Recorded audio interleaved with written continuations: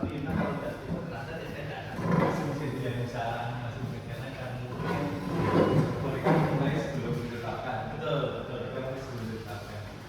Kalau biasanya sekarang kalau biasanya saya rangkit waktu memang ada kok di rancangan belum ditetapkan, Betul. laporannya sudah ditetapkan ya itu. Dan Iya masalah.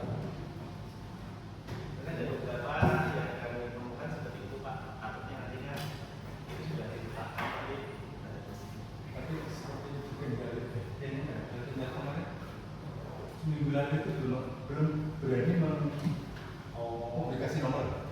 Sudah ditetapkan tapi tidak berani mempublikasi nomor. Baru hari minggu ini nomornya keluar gitu. Ada pentingnya itu. Iya Pak.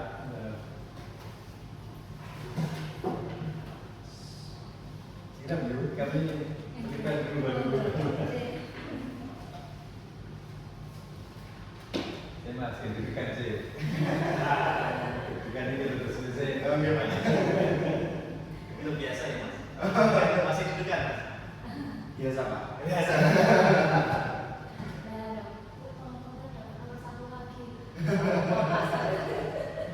Yang kesan dirikan itu. Oke.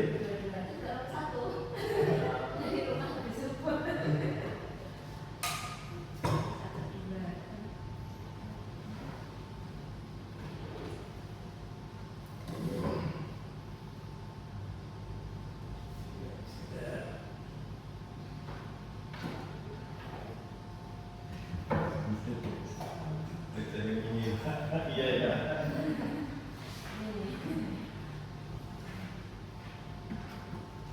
Sebenarnya sukan, Pak.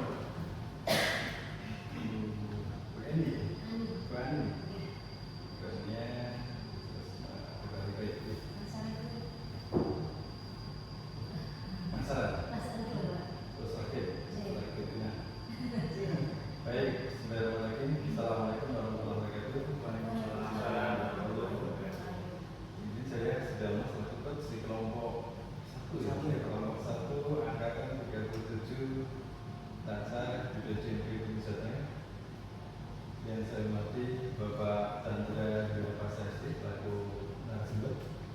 Yang saya hormati pula Ibu Dr.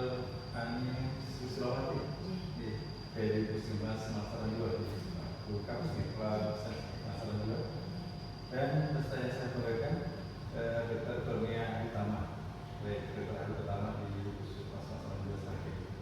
Baik, ini karena forum sesi yang pertama, jadi sebelum kita mulai, kita doa sesuai dengan agama KKR masing-masing, berdoa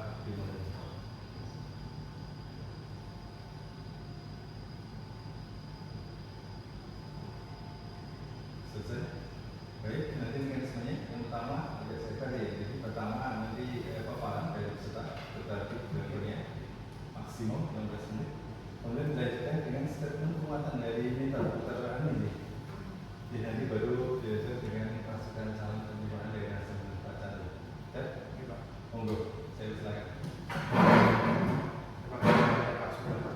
Assalamualaikum warahmatullahi wabarakatuh. Yang terhormat Pak Chandra Yuliani Masa ST, Kepala Bidang Prasarana Wilayah dan Ekonomi Kabupaten Grobogan selaku narasumber. Yang terhormat Dr. Sudarma SSI MSI selaku coach. Yang terhormat Ibu Dr. Ani Susilowati selaku mentor. Perkenalkan, saya Kurniadi Tama, peserta laksana 2025 dari kelompok 1 angkatan 37 dari OPD Puskesmas Pasaran 2 Kabupaten Sragen. Mohon izin untuk menampilkan hasil aktualisasi saya selama 1 bulan di Puskesmas Pasaran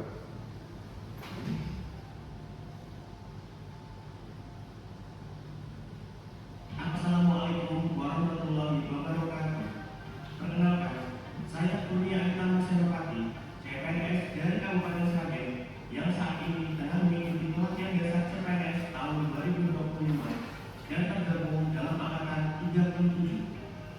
Pada kesempatan yang baik ini, saya ingin berbagi pengalaman serta menunjukkan rangkaian kegiatan yang telah saya laksanakan selama masa aktualisasi dan habituasi sebagai bagian dari proses pembelajaran serta penguatan nilai-nilai dasar aparatur sipil negara. Untuk lebih jelasnya, berikut saya sajikan dokumentasi dalam bentuk video sebagai gambaran menyeluruh dari kegiatan saya tersebut. Konsep pada fokus utama dalam aktualisasi saya mengangkat judul optimalisasi deteksi dini tuberkulosis melalui screening pada pasien prolaktis di Puskesmas Pasaran 2 Kabupaten Sragen. Konsep ini saya angkat sebagai bentuk kontribusi nyata dalam upaya meningkatkan deteksi dini dan penanganan kasus tuberkulosis pada pasien prolaktis di wilayah kerja saya. Dalam rangka merealisasikan konsep tersebut, terdapat 5 kegiatan utama yang telah saya susun secara sistematis, di mana masing-masing kegiatan terdiri dari 3 sampai 4 tahapan yang saling berkaitan dan berkesinambungan. Kegiatan pertama merupakan langkah awal dalam rangka merancang keseluruhan kegiatan aktualisasi. Pada tahap itu, saya melakukan konsultasi dengan mentor untuk mendapatkan persetujuan, saran, dan masukan dalam pelaksanaan kegiatan aktualisasi. Setelah mendapatkan persetujuan dari mentor, tahapan selanjutnya adalah mengidentifikasi kelompok sasaran yang akan dilakukan screening. Kelompok sasaran yang terpilih adalah pasien prolaktis atau program penanggulangan penyakit kronis, khususnya pasien diabetes dan hipertensi, karena kelompok ini adalah kelompok yang rentan terkena tuberkulosis. Setelah terpilihnya sasaran screening, selanjutnya saya membuat daftar pasien yang akan di-screening. Daftar ini mengacu pada daftar pasien prolaktis yang setiap bulan melakukan pengecekan darah di puskesmas. Kegiatan kedua adalah membuat jadwal screening tuberkulosis. Kegiatan ini diawali dengan tahapan melakukan koordinasi dengan penanggung jawab program tuberkulosis. Hal ini saya lakukan untuk mendapatkan saran dan masukan dalam pelaksanaan kegiatan nantinya. Tahapan selanjutnya, saya menentukan waktu dan tempat screening. Dalam hal ini, saya fleksibel dan siap menyesuaikan jadwal atau lokasi screening jika terjadi kendala tak terduga, agar pelayanan tetap bisa berjalan. Setelah jadwal ditentukan, saya melaporkan jadwal tersebut ke mentor untuk mendapat persetujuan, saran, dan masukannya. Kegiatan ketiga adalah menentukan kebutuhan pada kegiatan screening. Dalam kegiatan ini, tahapan pertama adalah saya mencatat daftar kebutuhan screening. Dalam hal ini, saya memastikan semua peralatan dan barang yang dibutuhkan tercatat dengan tepat. Tahapan selanjutnya, saya mencari data untuk membuat media edukasi. Media edukasi yang saya buat terbagi menjadi lirik dan video. Literatur yang saya pakai merupakan yang terbaru dalam penanganan kasus tuberkulosis terkini.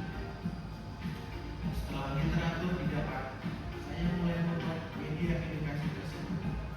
Media edukasi harus mudah dimengerti dan menarik bagi pasien kronis yang mayoritas adalah lansia.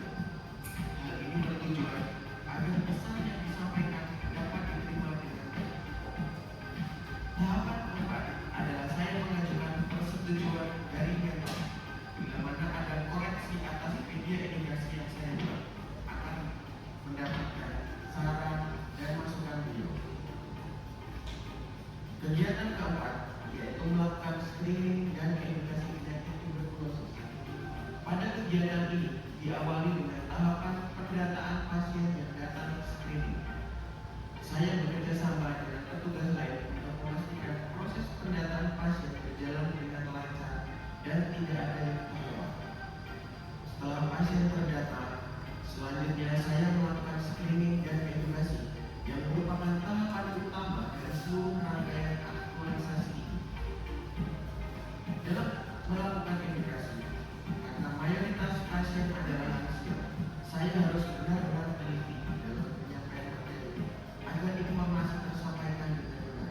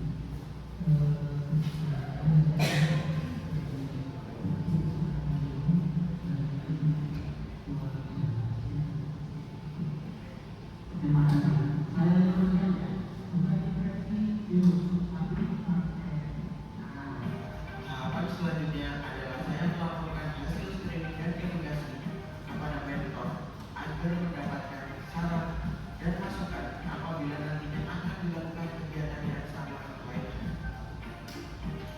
Kegiatan kelima merupakan tahap akhir dari aktualisasi ini, yaitu melakukan evaluasi kegiatan. Tahapan awal evaluasi adalah membandingkan instrumen evaluasi edukasi tersebut.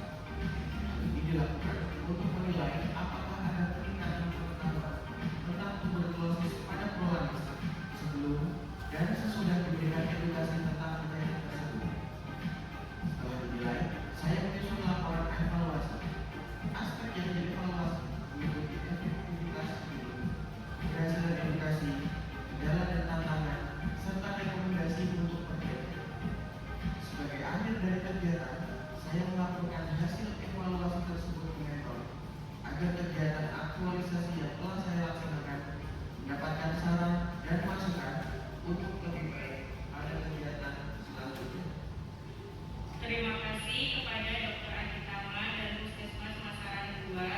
Setelah saya mengikuti acara edukasi, saya menjadi paham tentang apa itu penyakit tuberkulosis, bagaimana penularannya dan pencegahannya. Terima kasih.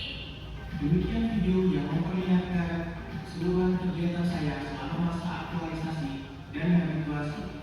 Saya berharap kegiatan ini bisa bermanfaat tidak hanya bagi saya sebagai peserta laksana, namun juga bagi masyarakat luas dalam upaya peningkatan derajat kesehatan, khususnya dalam pengendalian dan pencegahan penyakit tuberkulosis pada pasien kronis secara optimal. Wassalamualaikum warahmatullahi wabarakatuh.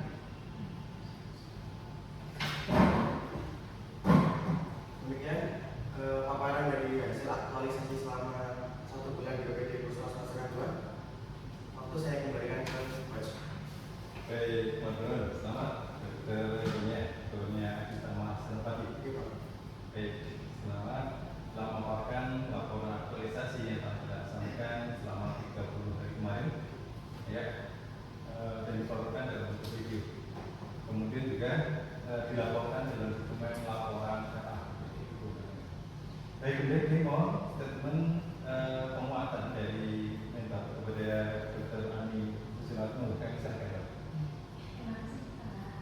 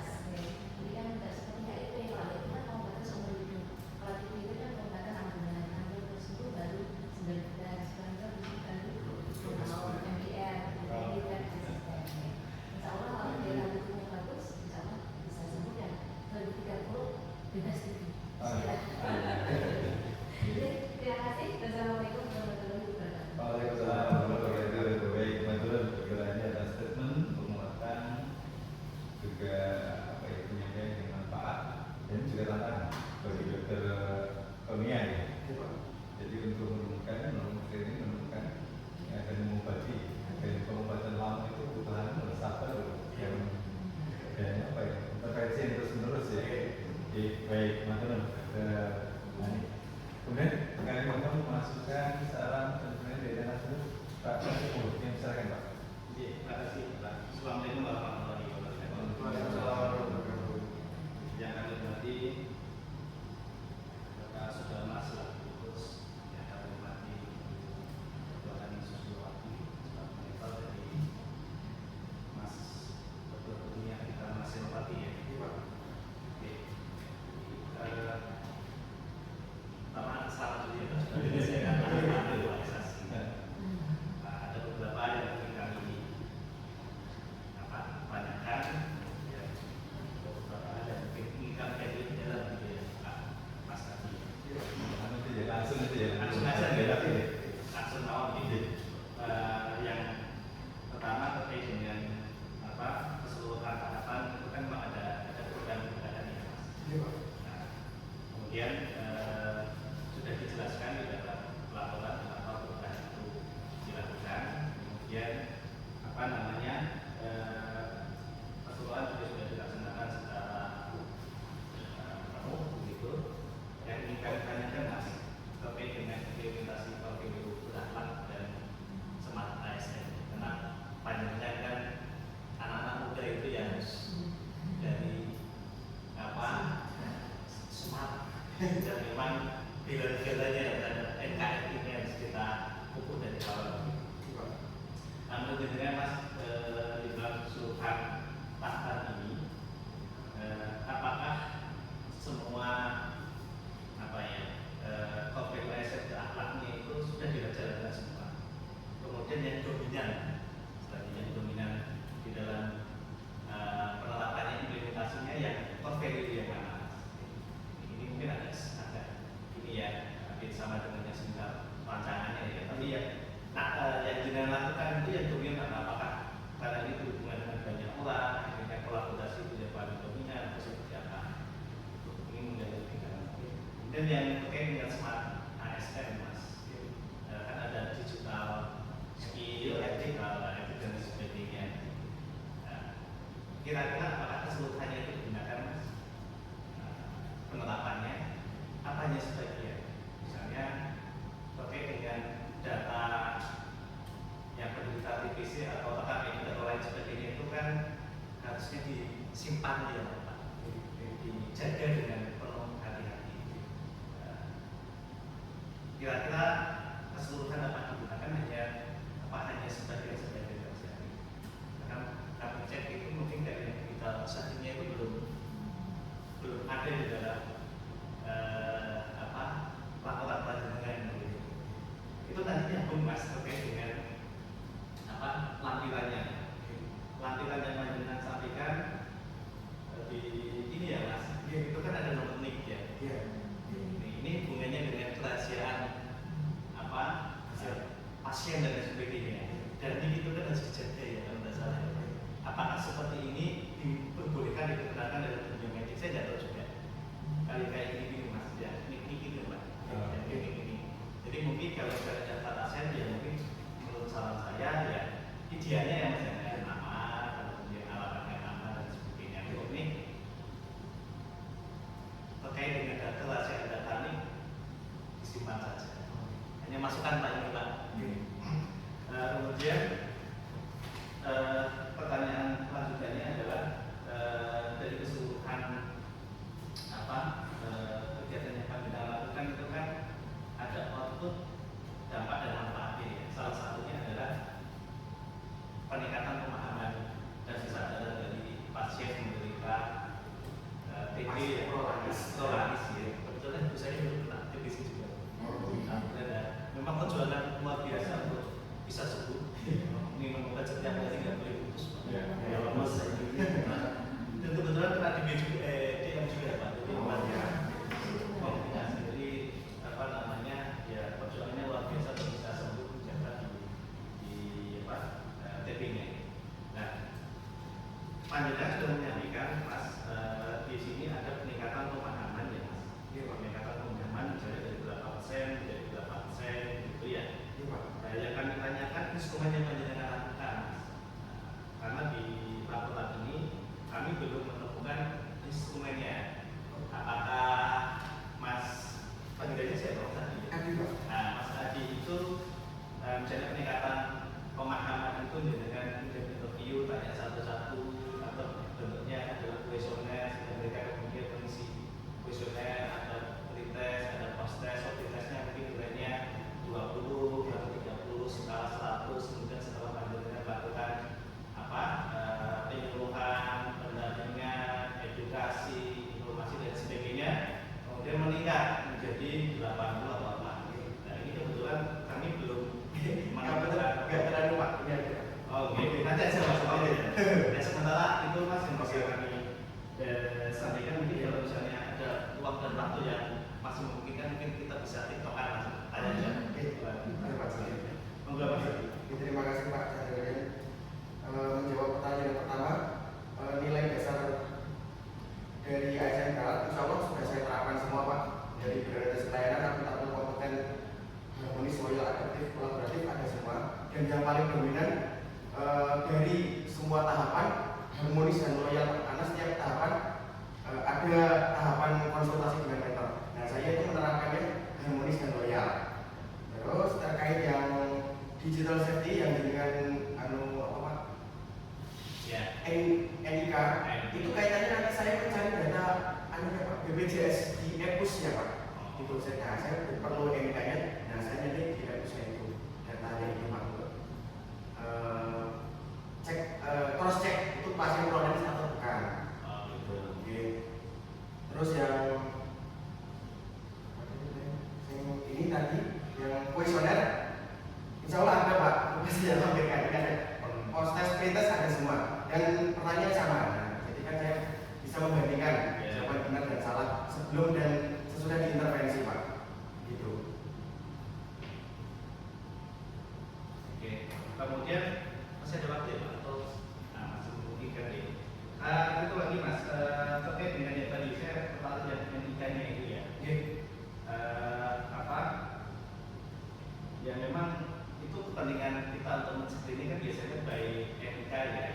Tapi apakah di dalam pelaporan dan sebagainya ini perlu disampaikan? Itu saja sih kita hanya menjadi kerahasiaan dari ini kan nanti diatur juga ya Pak. Nah ini kan diatur di dalam diatur di dalam si mana ya bukan saja. Tenang. Sekarang si tenang ya. Tenang Pak. Kalau si mapan itu untuk Pak, untuk gampang. Kalau latihan kriten pakai di Oh si tenang dia jadi pakai tim ya, tim mulai lacak sampai PKN itu di tenang. Oh si tenang dia. Gimana ya lu masih dapat PKN. Oke itu kemudian apakah memang perlu Mas terkait dengan digital safety, digital culture dan lain sebagainya yang sebelumnya tidak ada dilakukan ini? Ini kan tidak ada ya Mas. Nah, implementasi dari smart ASN dengan digital culture dan digital safety itu perlu karena kita juga terkait dengan Bung Sewi ya aparat-aparat nakes itu kan harus bisa menjaga kerahasiaan penyakitnya pasien ya. Jadi jangan sampai medis dan sebagainya itu bocor kan begitu. Jadi menurut kami terkait dengan smart ASN ke depan tentunya betul-betul hati-hati dengan data-data pasien karena nanti ketika panjenengan mengeluarkan bisa saja digugat Pak. Bisa saja digugat. Kita nggak tahu orang mau seperti apa ini masuk panjenengan baik, tapi belum tentu dilihat baik oleh orang lain kok bocokin misalnya kayak gitu. Walaupun sebetulnya ada beberapa yang itu perlu kita sampaikan ke orang bahwa TBC itu kan penanganannya lebih serius ya, sehingga orang-orang di sekitarnya itu kan bisa menjaga lebih berhati-hati juga, misalnya menggunakan masker, menggunakan apa, kemudian dan sebagainya, sehingga kontak terhadap pasien langsung itu kan bisa lebih safety dan sebagainya. Gimana Mas? Ya, kenapa saya memasukkan ini ya untuk data EPUS-nya itu Pak sebenarnya. Cuma ini tidak sendiri ya Mas? Iya Pak. Nggak ada misalnya data taspen itu kan di sini panjenengan menyampaikan adalah data hadir ya. Ya apakah data hadir itu ini terkait dengan dukungan data dukung semua kegiatan panjenengan yang panjenengan sampaikan di tahapan jadwal itu kan sini di bukti dukungnya. Ya, apa yang panjenengan sampaikan di sini berarti kan menjadi kejadian yang harus dicukupi. Nah, seperti itu apakah sudah semua, Mas? Sudah Pak, sudah ada semua Pak. Memang antara yang depan daftar prolaris dengan yang pas screening jauh berbeda karena kan yang di data memang 80 lebih Pak. Nah sedangkan yang hari itu ikut screening 65, sekitar 65. Oh, enggak semuanya itu. Enggak semuanya hadir Pak. Oke. Jadi begitu, Bapak, Pak Dona, Mas Kurnia Tama, selamat. Oke. Dan sudah ada rencana tindak lanjutnya dan berhenti di sini semakin dikembangkan karena memang penyakit TBC, penderita TBC di Indonesia itu nomor Dua sekarang.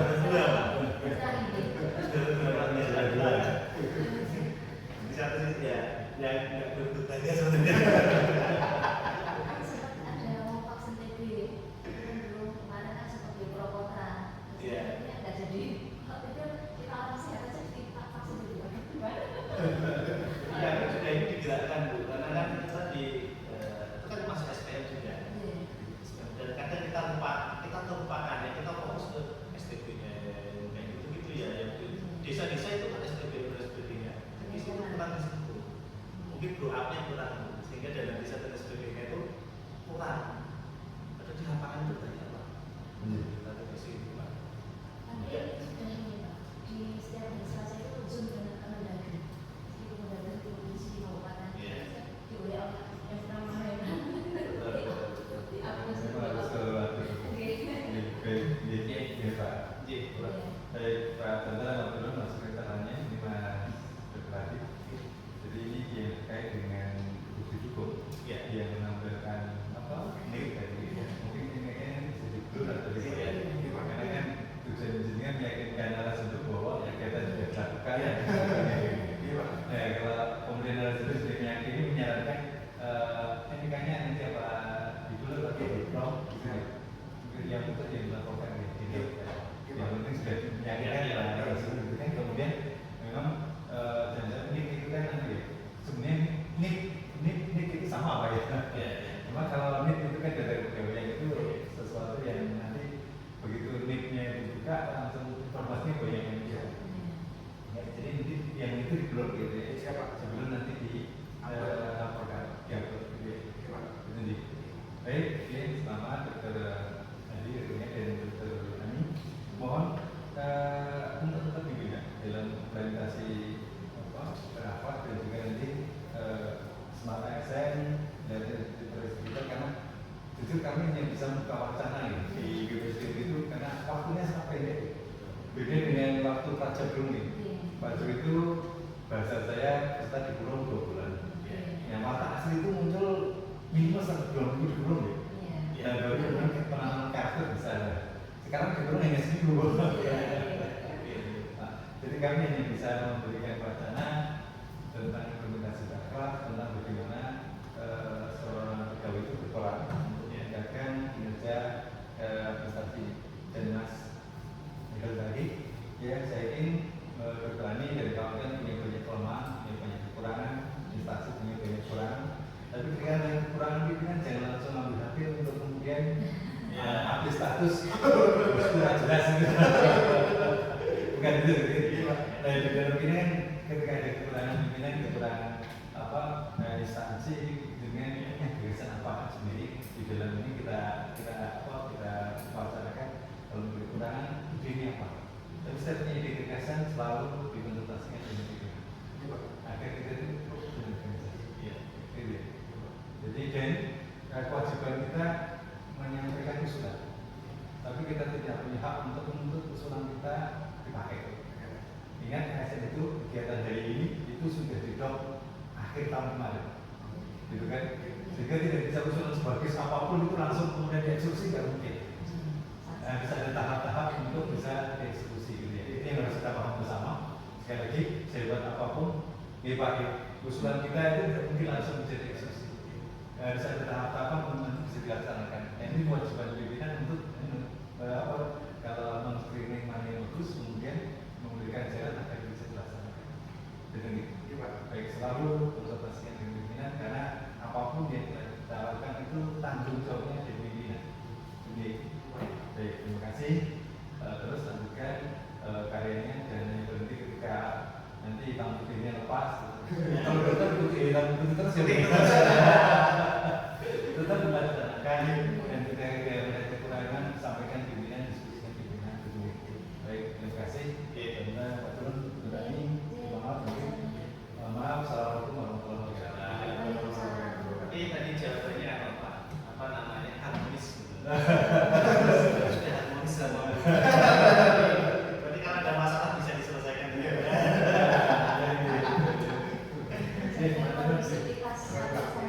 Oke. Aneh tangan.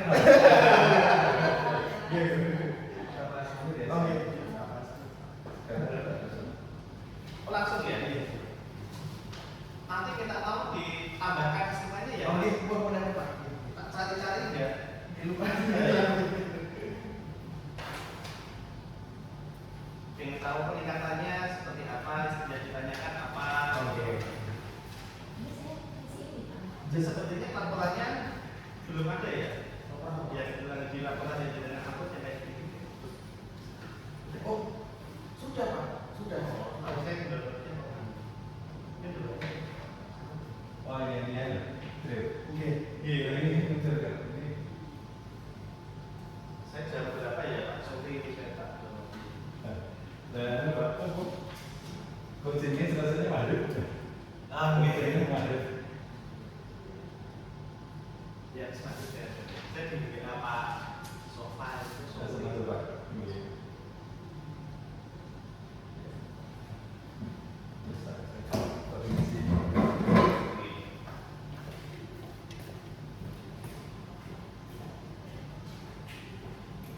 ini loh Mas. Kita kan yang akun itu. Ya ada. Sebentar Pak. Ya. Dia bilang aku dapat 15 kok.